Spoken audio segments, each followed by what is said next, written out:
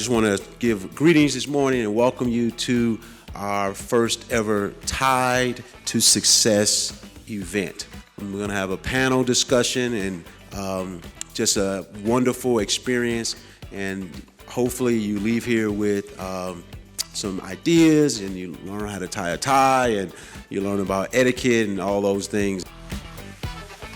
It is important that as you go throughout your journey that you dress up for the moment.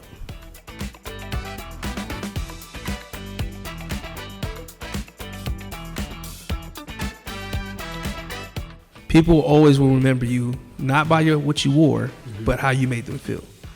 Then they'll associate like, oh man, that's Sean, the dude with the bow tie. He's always clean. They'll remember because you made them feel some type of way. As an employer, when you walk in my office and you interview, that's the first impression we have about you. So if you come and you suited, I think it's a sign of respect.